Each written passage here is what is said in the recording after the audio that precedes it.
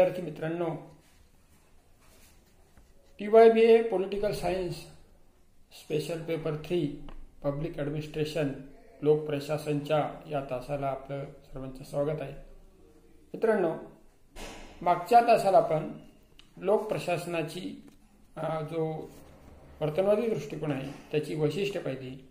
आजच्या तासाला आपण वर्तनवादी दृष्टिकोनाचं मूल्यमापन करणार आहोत. म्हणजे वर्तनवादी दृष्टिकोनावर विविध विचारवंतांनी घेतलेले आक्षेप, केलेली टीका याचा आढावा आजच्या तासाला आपण घेणार आहोत.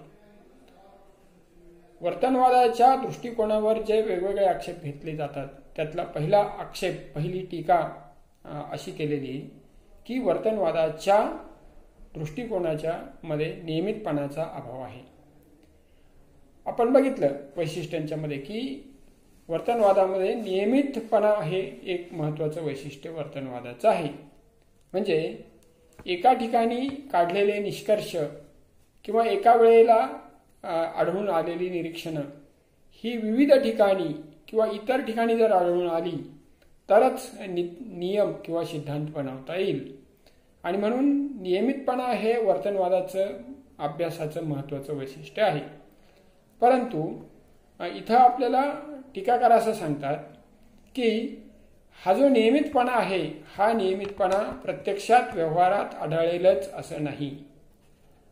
कारण जसं भौतिकशास्त्रामध्ये नियमितपणा असतो तसा नियमितपणा लोकप्रशासनाच्या अभ्यासात दिसत नाही.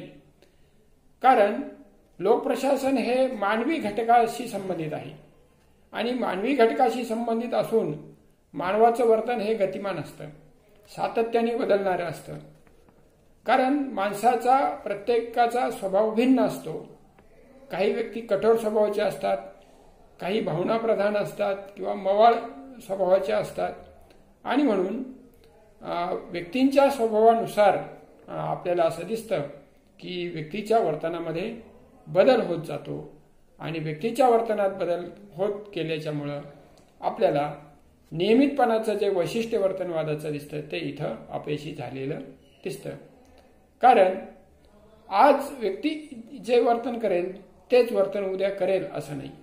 थोडक्यात काय की मानवी वर्तन हे जसं बदलणारं असतं, म्हणजे एकाच व्यक्तीचं वर्तन भिन्न ठिकाणी वेगवेगळं असतं, तसंच ते कालसापेक्षही असतं, स्थलसापेक्षही असतं. म्हणजे वरिष्ठ अधिकारी बदलला की त्याच्या हाताखाली काम करणाऱ्या कर्मचाऱ्याचं वर्तन बदलू शकतं. अगोदरच्या अधिकाऱ्याशी जसं वर्तन होतं तसंच पुढच्या नवीन येणाऱ्या अधिकाऱ्याशी त्याचं वर्तन राहील असं सांगता येत नाही. म्हणजे मानवी वर्तनामध्ये व्यक्तिसापेक्षता असते, मानवी वर्तनामध्ये कालसापेक्षता आहे.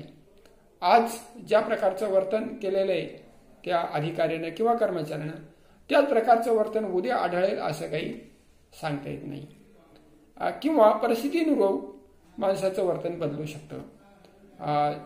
त्या कर्मचाऱ्याला कोणता बॉस आहे त्या बॉसचं त्याच्याशी कसं वर्तन आहे त्यावरून त्या कर्मचाऱ्याचं पण प्रशासनातलं वर्तन बदलू शकतं.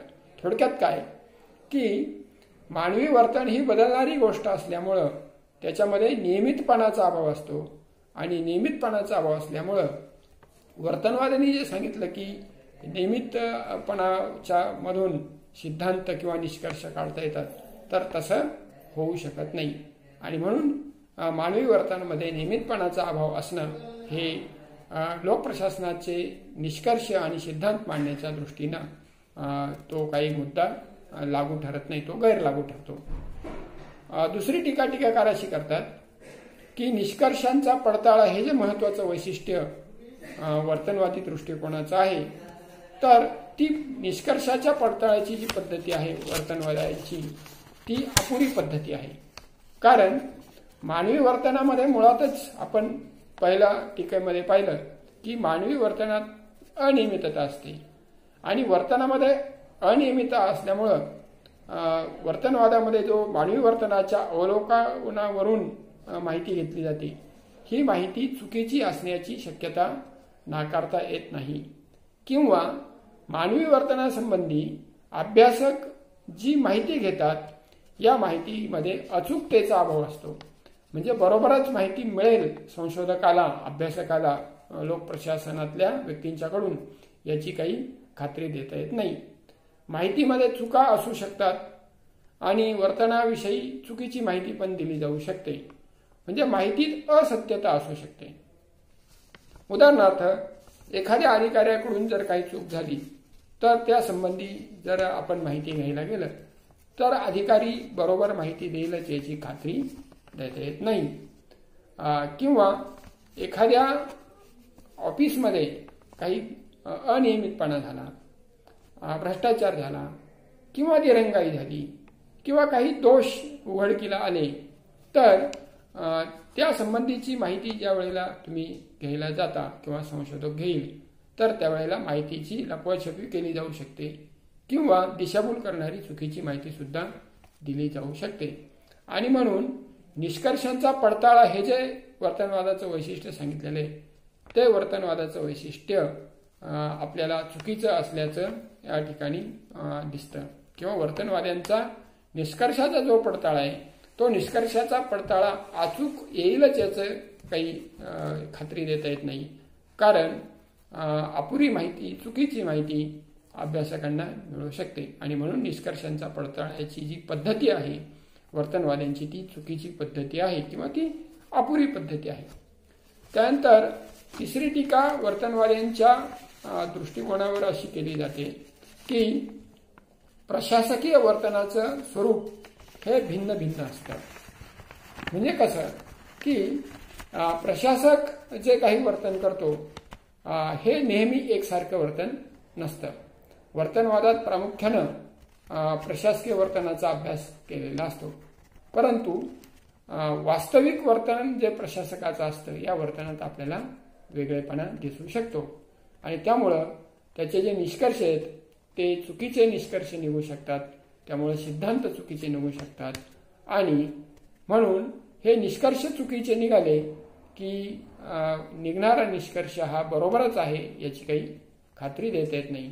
तसंच लोकप्रशासन हे जे आहे हे याला शास्त्रीय स्वरूप आहे असं काही म्हणता येत नाही. कारण मुळात सिद्धांतच जर चुकीचे निघाले प्रशासकीय वर्तनाच्या भिन्न स्वरूपामुळं त्यामुळं अशा पद्धतीचं हे जे लोकप्रशासन शास्त्र आहे याला शास्त्र स्वरूप प्राप्त होत नाही. आणि म्हणून प्रशासनाची जी तंत्र आहे ही तंत्र पण निर्दोष आहेत असं म्हणता येणार नाही. तिसरी टीका या दृष्टिकोनावर वर्तनवादाची अशी केली जाते की मूल्यनिरपेक्षतेच्या बाबतीतली ही टीका आहे. तर ही टीका अशी की मूल्यनिरपेक्ष तत्वाची अव्यवहार्यता आहे. म्हणजे मूल्यनिरपेक्षतेचं तत्व जे आहे हे संशोधनाच्या दृष्टीने ठीक आहे परंतु ते अव्यवहार्य आहे. अव्यवहार्य आहे म्हणजे ते उपयोगाचं नाही आहे, निरुपयोगी आहे. ते निरुपयोगी कसं आहे की वर्तनवादानं मूल्यनिरपेक्षतेचा स्वीकार केला आणि मूल्यनिरपेक्षतेचा स्वीकार केल्याच्यामुळं संशोधन बरोबर झालं.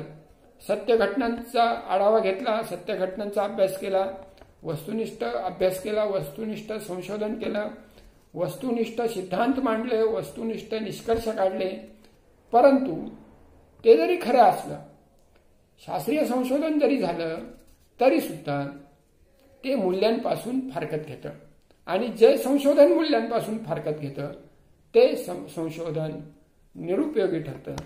आणि म्हणून मूल्यांकडे आणि आदर्शांकडे दुर्लक्ष करून जे संशोधन होतं ते व्यवहारामध्ये निरुपयोगी ठरतं, व्यवहारामध्ये वृक्ष ठरतं. आणि म्हणून वर्तनवाद्यांनी जे म्हटलं की प्रशासकीय वर्तन कसं असावं याला महत्व नाही तर ते कसं आहे हे वस्तुनिष्ठपणे पाहिले पाहिजे हे जे म्हणतात वर्तनवादी तर ही चुकीची गोष्ट आहे. कारण वर्तन कसं आहे प्रशासकाचं यापेक्षा वर्तन कसं असावं हे जास्त महत्वाचं आहे. आणि म्हणून जर नुसतंच वस्तुनिष्ठ संशोधन केलं तर प्रशासकीय वर्तनाला योग्य दिशा किंवा वळण देता येणार नाही. आणि आपल्याला तर प्रशासकीय वर्तनाला योग्य वळण, योग्य दिशा देणं गरजेचं आहे. कारण प्रशासनाला जर आपली उद्दिष्टपूर्ती करायची असेल तर मूल्यांकडे आणि आदर्शांकडे दुर्लक्ष करून चालणार नाही. आणि म्हणून या प्रशासकीय संशोधनामध्ये अभ्यासामध्ये वस्तुनिष्ठता तर महत्वाची आहे, वस्तुनिष्ठता टाळताही येणार नाही, पण वस्तुनिष्ठतेला मूल्यांची जोड देणं गरजेचं आहे. आणि म्हणून हा जो दृष्टिकोन आहे वर्तनवाद्यांचा मूल्यनिरपेक्षतेचा, तर तो चुकीचा दृष्टिकोन आहे. त्याऐवजी मूल्य सापेक्षता गरजेची आहे वर्तनवादाच्या अभ्यासामध्ये. 6वी टीका वर्तनवादाच्या दृष्टिकोनावर अशी केली जाते की आंतरशास्त्रीय संबंधावर जास्त भर दिले आहे. आंतरशास्त्रीय संबंधावर अधिक भर दिला जाणे हे वर्तनवादाचं एक महत्वाचं वैशिष्ट्य आहे. आणि एकंदरीतच अभ्यासाच्या दृष्टीनं संशोधनाच्या दृष्टीनं ते गरजेचं आहे, परंतु त्याचा अतिरेक होता कामा नये. आणि नेमकं हेच या वर्तनवाद्यांच्या दृष्टिकोनातून जेव्हा अभ्यास केला जातो तेव्हा हा दोष आपल्याला दिसून येतो. तर आंतरशास्त्रीय अभ्यासातून, संबंधाच्या अभ्यासातून ज्या वेळेला निष्कर्ष काढला जातो त्यावेळेला अभ्यासक काय करतात की मूळ विषय बाजूला ठेवतात आणि इतर विषयांना अधिक महत्त्व दिलं जाऊ शकतं. त्यामुळे काय होतं की लोकप्रशासनाच्या बाबतीमध्ये जो मूळ विषय आहे त्याच्याकडे दुर्लक्ष होऊन एखादा महत्त्वाचा भाग संशोधनामध्ये, अभ्यासामध्ये दुर्लक्षित होऊ शकतो. आणि म्हणून आंतरशास्त्रीय संबंधांवर अधिक भर हा एक मोठा दोष या वर्तनवादी दृष्टिकोनाचा आहे. 6वा दोष आहे या वर्तनवादी दृष्टिकोनाचा, तो आहे संशोधकांची रूढीप्रियता. तर हे जे वर्तनवादी अभ्यासक आहेत, संशोधक आहेत, हे स्वतःला मूल्यनिरपेक्ष मानतात. याचा अर्थ असा की ते रूढीप्रिय आहे, कारण त्यांचे जे निष्कर्ष असतात हे जैसे थे स्वरूपाचे निष्कर्ष असतात. कारण ते रूढींना जास्त महत्त्व देतात, किंवा जे काही त्यांच्या डोक्यामध्ये वस्तुनिष्ठ अभ्यासाचं आणि वस्तुनिष्ठ संशोधनाचं वेळ असतं त्याच्यातून एक प्रकारची रूढीप्रियता त्यांच्या दृष्टिकोनामध्ये, अभ्यासामध्ये येते. आणि त्यांच्या अभ्यासामध्ये आणि संशोधनामध्ये मूल्यांचा आणि आदर्शांचा अभाव होतो. त्यामुळे त्यांचे निष्कर्ष, त्यांचे संशोधन हे निरुपयोगी आणि अव्यवहार्य ठरतं. तर अशा पद्धतीनं वर्तनवाद त्यामुळं एक अव्यवहार्य अशा प्रकारचा तो अभ्यास होऊ शकतो.